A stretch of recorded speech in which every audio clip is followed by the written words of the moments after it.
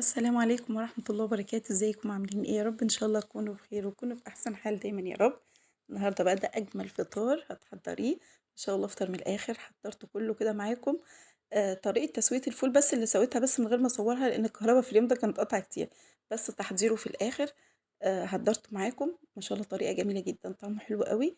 ينفع غدا وينفع فطار. طعمه روعة. ما شاء الله ينفع وجبة اقتصادية فعلا في الغدا، حلو قوي، جميل جدا، طعمه جميل قوي. اول حاجه ابتديت بيها قلت هعمل عيش عشان بقى ناكل عيش طري بقى مع الفطار ده. طبعا يبقى كان كل حاجه بقى كده من الاخر، يعني فطار بصراحه كان جميل جدا. حطيت بقى طبعا العيش اللي انا هعمله ده عيش طري او عيش فلاحي. زي ما بيقولوا كل بلد بتقول عليه، وفي ناس بيقولوا عليه الخبز. فكل بلد زي ما بتقول عليه يعني. العيش ده بقى حطيت يا ميه دافيه.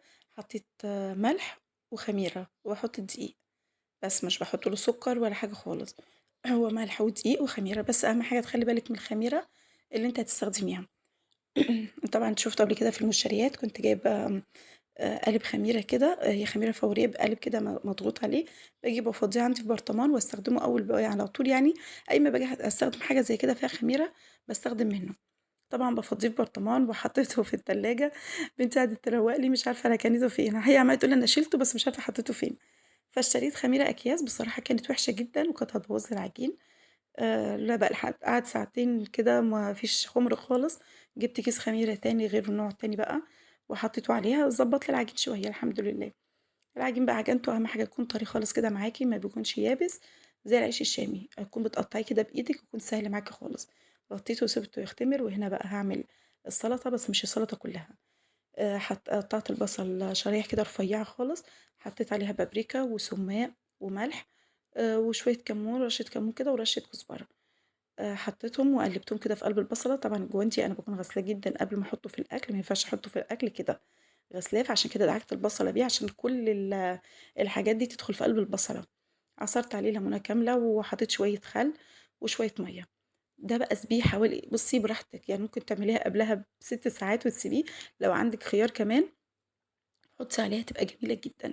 ما كانش موجود عندي خيار، فخلاص استخدمتها كده وخلاص ما حطيتش خيار، بس لو عندِك حُطّي برضه خيار مع البصل، الخيار هيتخلّل لحد ما نيجي نعمل بقية المكونات بتاعة السلطة دي.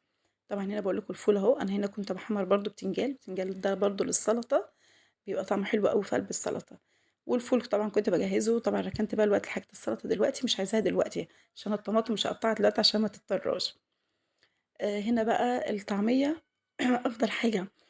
لمّا تحبي تعملي الطعمية أفضل حاجة ليها في الخضرة الكُرّات. ما فيش كُرّات بصل أخضر، ما فيش بصل أخضر خلاص حُطّي خضرة. بس الكُرّات والبصل فيهم زي مادة لزجة كده شوية بتمسك معايا الطعمية ما تخلّيهاش تفُك.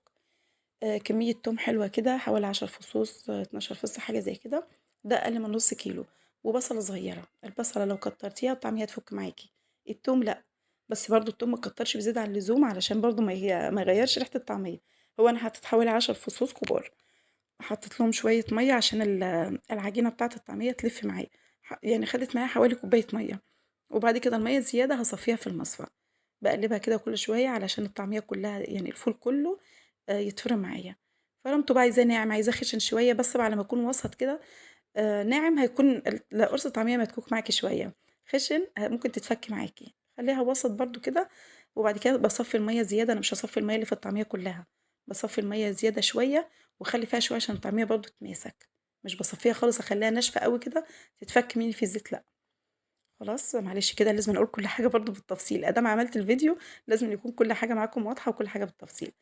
هنا بقى العجين أنا باقطّعه كده. باخده كده يعني جزء كده من العجين وأقطع كده على الحلة عشان تقطع معايا. أنا عملته عيش صغير علشان طبعًا أعرف أصوّر معاكم. الجواندي ده أنا بالبسه بقى للعجين علشان الجواندي التاني بصراحة بيتشد مني. والجواندي ده نضيف، أنا جايباه للحاجات اللي زي دي يعني مش باستخدمه في أي حاجة تانية.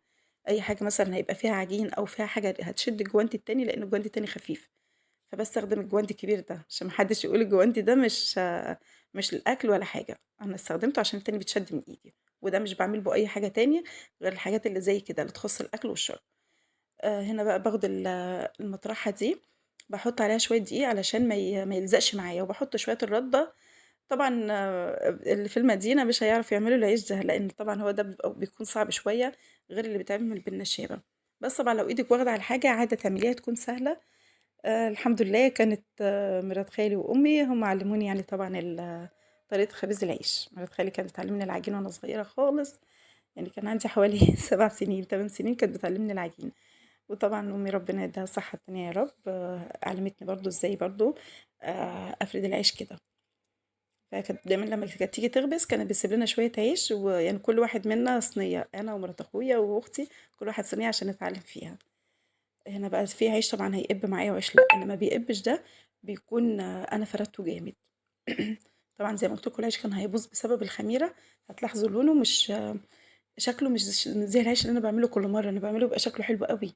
المرّة دي الخميرة فعلًا كانت هتبوّظه خالص، فدايمًا لمّا تيجي تستخدمي هاتي الخميرة تكون شركة أنتِ واثقة فيها، ما تجيبيش أي حاجة كده وخلاص.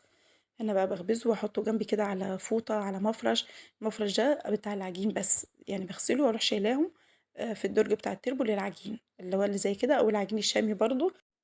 وبرضه نسيت أقول لكم إن أنا بعد ما قطّعت العجين كده سِبته يرتاح شوية ما خبزتوش على طول، لو خبزتيه أول ما تقطّعيه كده على طول هيلِم معاكِ ومش هيتفرد خالص.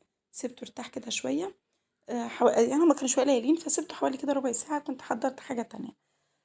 وبعد كده بقى خلاص أنا خلّصت العيش، طفيت الفرن، أهم حاجة تاخدي بالِك من الفرن وكده وتطفيه كويس، علشان برضه الخطورة وكده ربنا يسترها إن شاء الله.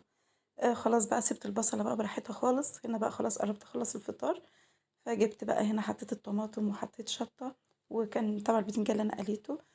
على فكرة السلطة دي طعمها روعة، جميلة جدًا. طبعًا زي ما قُلت لِك لو كان في خيار وحطيت عليها هتبقى طعمها جميل جدًا. التوم بقى كنت نسيت أحطه، وحطيت حوالي ربع معلقة توم كده، وقلبتها كده في قلب السلطة، وهاحضّر بقى بقية المكونات بتاعتي. برضه البتنجان هيشرب شوية من مَيّة السلطة دي، بس أنا طبعًا ما حطيتش البتنجان والطماطم برّه عشان ما يتهروش من الملح، إنما هو كده البتنجان هيشرب شوية بس من السلطة، هيبقى طعمه حلو أوي. معايا بقى هنا الطعمية أنا باضربها كده شوية علشان تبقى هشة بس كده معايا. طبعًا الوقت كان متأخر فما ضربتش كتير، يعني المفروض برضه يكون عندِك طولة بال تفضلي تضربي فيها كتير كده علشان كده تبقى هشة كده معاكِ. طبعًا ما كنتش حطيت ملح ولا أي بهارات علشان ما يسوديش العجينة وأنا باضربها. حطيت بقى كان عندي بهارات كده باحط ملح وكمون و وكزبرة وشطة حطيت شوية، وبعد كده حطيت شوية كزبرة تاني عشان هي بتحب الكزبرة بزيادة شوية، وحسيت إن هي محتاجة ملح حطيت لها كمان شوية ملح. هنا بقى الطعمية باخد كده قطعة من العجينة واحط عليها شوية بصل وفلفل، دول مقطعهم بصل وفلفل، واحط عليهم متبلاهم كده بملح وكمون وكزبرة وشطة. ملح من اللي انا بقول لكم يعني عليه شوية البهارات اللي انا عاملاهم في برطمان كده لوحدهم. حطيت شوية على البصل ده وباخد منهم كده جزء بس ما بكترش ملح بقى عشان الطعمية فيها ملح، يعني حاجة بسيطة كده كانت في البصل. حابة تكتري شطة بقى كتري، حابة تعمليها قليلة كده براحتك. انا عملتها معاكم مرة محشية برضو طعمية محشية، بس كانت بحشوة غير كده. الحشوة كنت مسويها على النار، فيها طماطم وفيها بصل، كنت مسويها على النار وعملتها.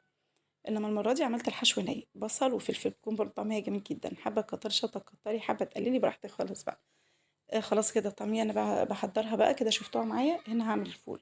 أنا هاقلّب بس الطعمية وأنا حطيت بقى توم حوالي كده نُص معلقة كبيرة توم، حطيتها في زيت في سمنة بقى زي ما بتحبي تاكلي براحتك خالص، يعني الصبح حابة تعمليها بزيت بس براحتك، حابة تحطي زيت وسمنة براحتك خالص بقى ده براحتك. هاحمّر بقى التوم طبعًا النار دايمًا يعني كده باخلّي النار بتاعتي وسط عشان الحاجة ما تحرقش معايا. التوم والبصل باحب أخلّي النار بتاعته هادية عشان ريحتها كده تطلع ما تتحرقش كده معايا بسرعة، لأ الحاجة تستوي كده والحتة تطلع حلو. هنا بقى الفول كان استوى خالص وكان اتهرى. حطيته بقى طبعًا باجيب الفول ده وده مش فول التدميس أصلًا، الفول ده اللي هو بتاع النابت، بس أنا ما باحبش أجيب إلا منه هو، مش بالاقي في فول مسوّس خالص. باخد بقى شوية كده من الفول أحطهم كده على التوم، ولسه بقى بقية الحاجة بتاعته هاعملها تاني في الآخر. أنا كنت عايزة أضربه في الخلاط بس طبعًا النور باقول لكم كل شوية كان بيقطع، يا دوبك ييجي ما يكمّلش حاجة قبل ما أشتغل على الحاجة على الكهربا أبُص ألاقيه قطع، بالعافية لحقت عملت الطعمية. النور ده في اليوم كان يعني في اليوم ده كان النور مغلبني جدًا. هنا بقى حطيت شوية ملح وشوية كمون على الفول وخلاص كده الفول يعتبر كده خلص. حطيت بقى عليه طبعًا كانت بنتي كانت مصوّرة وأنا باحط الطحينة والليمون، بس كانت قالبة الكاميرا، بصراحة قطعت الجزء ده بقى ما خليتوش. حطيت طحينة وحطيت ليمون على الفول، بيخلّي طعمه حلو أوي طبعًا مع التوم جميل جدًا. ودي الطعمية والسلطة ما شاء الله طعمها روعة، يعني يا ريت والله تجربوها طعمها فعلًا جميل جدًا. والشيبسي ده محمد بقى دام عملت عيش طري لازمًا يكون فيه شيبسي. اشترى بقى كيس ما كانش في وقت إني أعمل طبعًا في البيت شيبسي، هي طبعًا هو حاجة مُتعبة شوية، بس في الآخر بتاكلي حاجة من إيدِك طعمها من الآخر يعني طعمها جميل جدًا. يا رب إن شاء الله الفيديو يعجبكم، وكان نسيت أقول لكم كمان كنت عاملة عسل وطحينة، حاجة بقى مسكّرة عشان ما كانش عندي حلاوة طحينية. يا رب الفيديو يعجبكم، بألف هنا وشفا، مع ألف سلامة، سلام عليكم.